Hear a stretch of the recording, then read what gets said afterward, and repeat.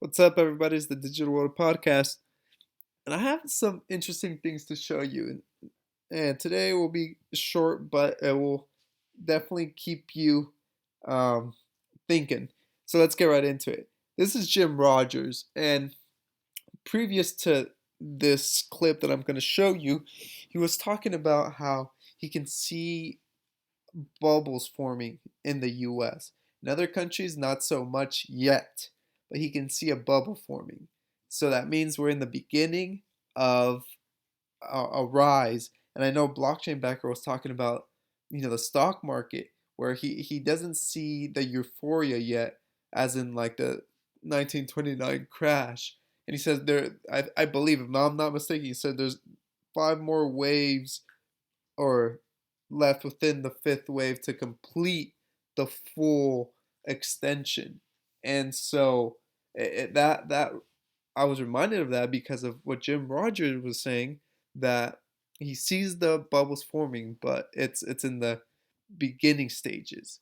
Now, look what he has to say about investing, and it pertains to I believe personally with XRP and people who are invested in XRP. Therefore, at the time, and now, Japan is certainly cheaper. I mean, Russia, China, Japan, these are markets that are certainly not in bubbles yet. And I can see a bubble forming in the US. So, I mean, that's my thinking. Who knows if I have any clue what I'm talking about? But that has been my thinking.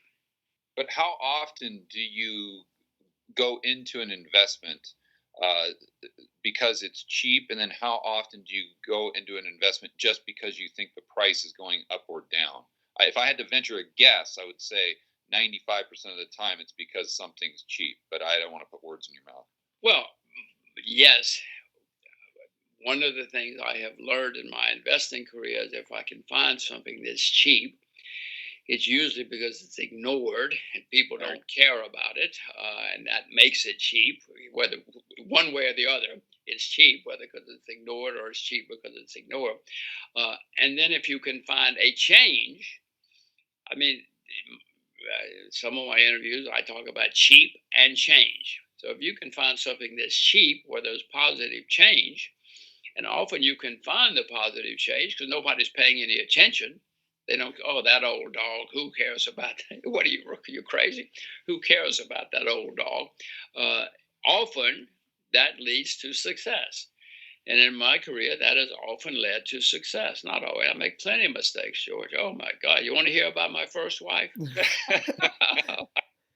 And this last comment was funny, but yeah, and look what he's saying. Oftentimes in his career, buying what's cheap and often ignored, or like that old dog, like he said, that has led to success. And what are we invested in now?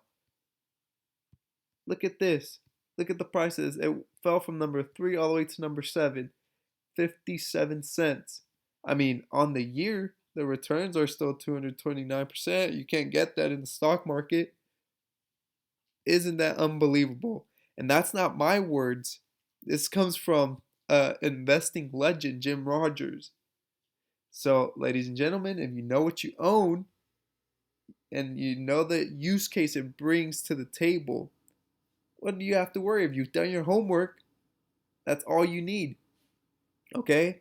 So that's why being invested in something that you know has utility and people will use, institutions will use, banks will use, and the list goes on and on and on.